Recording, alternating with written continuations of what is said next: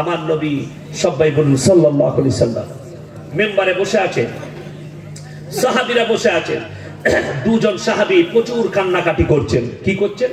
কাঁদছেন। দুজন সাহাবী নতুন নতুন কালমা পড়েছে, মুসলমান হয়েছে, প্রচুর কাঁদছেন, চোখ দিয়ে দরদর করে পানি পড়ছে। আমার নবী বিশ্ব নবী বললেন, হে আমার সাহাবী, তোমরা কেন এত কান্নাকাটি করছো? ইয়া রাসূলুল্লাহ, ইয়া হাবিবাল্লাহ, আমরা এত বড় পাপ করেছি, আল্লাহ কি আমাদেরকে ক্ষমা করবেন? আমার নবী বিশ্ব নবী বললেন, তোমরা কি পাপ করেছো বলো? ইয়া রাসূলুল্লাহ, ইয়া হাবিবাল্লাহ, আমি আমার যুবতী বিটিকে গর্তের মধ্যে ফেলে পাথর মেরে মেরে মার্ডার করেছি। সে বলেছে, কেন আমাকে আব্বাজান এইভাবে হত্যা করছেন? আমি তাকে বলেছি, তুমি দুনিয়াতে এসছো, এটাই তোমার জন্য পাপ। নবীজি চোখ দিয়ে পানি এলো।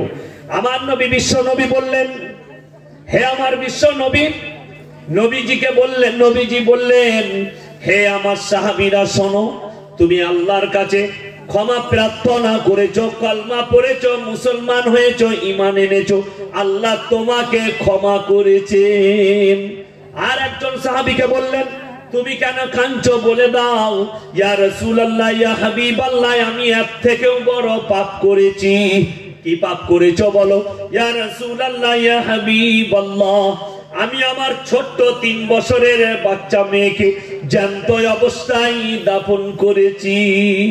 আমার রাসূল কাঁদতে লাগলেন, হায় হায়, কি করেছো তোমরা? যাও, তুমি কালমা পড়েছো, আল্লাহ তোমাকে ক্ষমা করেছে। সাহাবীরা বললেন, ইয়া রাসূলুল্লাহ, মেয়ে ছেলে কি খুবই তুচ্ছ?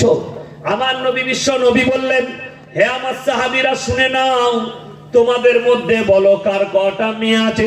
একজন সাহাবী হাত তুললেন, ইয়া রাসূলুল্লাহ, আমার একটা মেয়ে। আমার নবীজি বললেন, তুমি জান্নাতে অবশ্যই প্রবেশ করবে। আর একজন বললেন, ইয়া রাসূলুল্লাহ, আমার 2টো মেয়ে। বললেন, তুমি বেশক জান্নাতি। আর একজন বললেন, ইয়া রাসূলুল্লাহ, আমার 3টে মেয়ে। আমার নবীজি বললেন, জান্নাতে তুমি আমার সাথে থাকবে, জান্নাতে তুমি আমার সাথে থাকবে। জোরে বলুন সুবহানাল্লাহ। আজকে যদি একটা বউ মায়ের মেয়ে হয়, তো সে কি বলে জানেন? কি বলে? যে জাত খারাপ নেই তোর ভাবি, বিটি হলো একটা ব্যাটা হলো না, মেয়ে দুটোই বিটি পরপর। শাশুড়ি দেখতে পারে না। ঠিক বলছি না ভুল বলছি? শাশুড়ি বলে, 8 কুড়ো এমন বউ এনেছিস, একটা ব্যাটা জন্ম দিতে পারলে না। তুমি বিটি নও কারো? তোমার মা তোমার গলায় পা দিয়ে মেরে দেয়নি কেন? তুমি তোমার মাকে জিজ্ঞেস করবে না? ঠিক বলছি না ভুল বলছি? তুমি তোমার মাকে জিজ্ঞেস করো যে, মা, আমি যখন জন্ম নিয়েছিলাম তোমার শাশুড়ি তোমাকে এরকম ভাষা বলেছিল? বড় দুঃখের বিষয়। আর দেখুন, ওই লোকগুলোই যদি পাড়ায় কোনো ছাগলে কারো যদি 4টা ছানা হয়, কি বলে? কোথায় পেলিবে জাতটা, মারাত্মক একটা দিবি দেখিনি আমাকে, বলে না? বলে না? ছাগলের 4টা ছানা হলে জাত ভালো, বইয়ের যদি 2টো বিটি হয় তা জাত খারাপ, তাহলে তোমার জাতটা কত খারাপ তুমি ভাবো। বুঝতে পেরেছেন না পারেননি?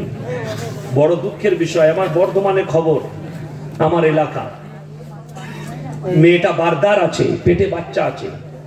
স্বামী শ্বশুর শাশুড়ি বলেছে, যদি বেটা হয় তা আমার বাড়ি আসিস, বিটি হলে আর আমার ঘরে ঠাঁই নাই। বলুন নাউজুবিল্লাহ। এরা নিজে থেকে আল্লাহ নবীর রাসূলের আশিক বলে দাবি করে। এদের লজ্জা শরম হওয়া দরকার। বিটি যে বাড়িতে আসে বরকত নিয়ে আসে। জোরে বলুন সুবহানাল্লাহ। যে বাড়িতে প্রথম বিটি আসে, জানবেন সেই বাড়িতে মালে কারবারে আল্লাহ বরকত দেবে। ওই বিটিকে যদি উপযুক্ত তৈরি করতে পারেন, পরিষ্কার মুত্তাকি করতে পারেন, পর্দা পুশিদার মধ্যে রেখে তাকে যদি বিবাহ দিতে পারেন, জেনে রেখে দিবেন ওই মেয়েই আপনাকে জান্নাতে নিয়ে যাবে। জান্নাতে। আজকে মেয়ে হলে শ্বশুর শাশুড়ি নারাজ হয়। আমার নবীজি সাল্লাল্লাহু আলাইহি সাল্লাম নারীদের মায়ের পায়ের তলায় জান্নাত বলা হয়েছে না হয়নি? মায়ের পায়ের তলায়। আজকে আমরা মুসলমান দাবি করি, মুসলমান বলছি, কিন্তু আজকে ফাঁস কাতারে নামাজ পড়ি মসজিদে। অনেকজন, আমি অনেকবার বলেছি, আজকে আবার বলছি, বহু নামাজি আটকে যাবে কিয়ামতের দিনে। বহু মৌলবি আটকে যাবে কিয়ামতের দিনে, বহু পীর আটকে যাবে কিয়ামতের দিনে, বহুজন আটকিয়ে পড়বে কিয়ামতের দিনে, আল্লাহর কাছে রিহাই পাবে না। হক পথে চলনেওয়ালা হতে হবে। তাতে সে যত বড়ই মৌলবি হোক, যত বড়ই পীর হোক, যত বড়ই নামাজি হোক, সে যদি না হকে চলে আল্লাহর কাছে পাকড়াও হবে। আমার ভাইরা, আমরা সাধারণত জানি নামাজ পড়, রোজা রাখ, তাসবিহ তেলাওয়াত কর, জান্নাতে চলে যাবি। এই রাতের বেলায় গিয়ে সুবহানাল্লাহ সুবহানাল্লাহ সুবহানাল্লাহ সুবহানাল্লাহ সারা রাত চালাচ্ছি, ভোরের বেলায় উঠেছে তাহাজ্জুদের নামাজ পড়বে, নিয়ত তো তাহাজ্জুদের নাই, নিয়ত আলাদা। আমার জমিতে পানি নাই, রাত 2টোর সময় উঠে গিয়ে এলে ফুটো করে দিয়ে চলে এলো, কি বুঝলেন? এসে উজু করে মসজিদে নিয়ত বেঁধেছে তাহাজ্জুদে। ফেরেশতারা বললে আগে ফুটোটা বন্ধ কর, তারপরে নিয়ত বাঁধবি। বুঝতে পেরেছেন না পারেননি? আপনি ফাঁস কাতারের নামাজ পড়ছেন, বলছে কেউ জানে না, সাঁইকিয়ায় গিয়ে লুকিয়ে লুকিয়ে লটারির টিকিট কাটছে, কেউ দেখতে পায় নাই, গাঁয়ের লোক জানে না, কেউ জানে না। ফাঁস কাতারে নামাজ পড়ছে, ভাইয়ের হক মেরে বসে আছে। ফাঁস কাতারে নামাজ পড়ছে, লোকের ক্ষতি করে সকাল বেলায় উঠে। লোককে কি বলে জানেন? আমার মতো ইমানদার খুঁজে পাবি না, বলে না? বলে না, আমার মতো মুমিন খুঁজে পাবি না। গায়ের মধ্যে কিন্তু আমি ভাই ওইসব বুঝি না, আমি নামাজ রোজা দিয়ে থাকি, কিন্তু ওই যে সাঁইকিয়ায় গিয়ে দেখিনি দু ঘর দে, এরকম নামাজ আমার পোষায়।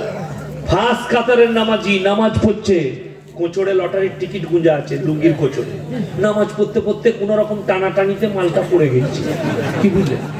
ই এখন বুঝতে পারে না, পেছনে যে ছিল সেও লটারিওয়ালা, সে সিজদায় গিয়ে দেখছে লটারি মনে ফুরিয়ে পকেটে ভরে নিয়েছে, খালি কিরকম নামাজ পড়ছে বুঝলে, ইউ লটারি ভরে নিয়েছে। দোকানে গিয়ে মিলিয়ে দেখছে 10,000 পড়ে গেছে, ক্যাশ করে নিয়েছে।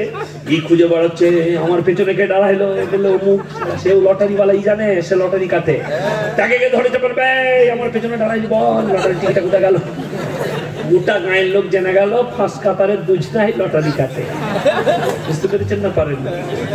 কোরআন শোনাই, ওয়ামিনান নাসি মান ইয়াকুলু আমান্না বিল্লাহি ওয়া বিল ইয়াউমিল আখিরি ওয়া মা হুম বিমুমিনিন। তারা বলে আমরা ঈমান এনেছি আল্লাহর প্রতি, আমরা ঈমানদার হে আমার নবী, কিন্তু তারা আদেও ঈমান আনেনি। তারা মনে মনে ভানে আমরা ঈমানদারকে ধোঁকা দিচ্ছি, আল্লাহকে ধোঁকা দিচ্ছি। ইউখাদিউনাল্লাহা ওয়াল্লাযীনা আমানু ওয়া মা ইয়াখদাউনা ইল্লা আনফুসাহুম ওয়া মা ইয়াশউরুন। হে আমার বিশ্ব নবী, তারা ঈমানদারকে ধোঁকা দেয়নি, আল্লাহকে ধোঁকা দেয়নি, তারা নিজেকে ধোঁকা দিচ্ছে। তারা নিজেদিকে ধোঁকায় ফেলিয়ে রেখেছে।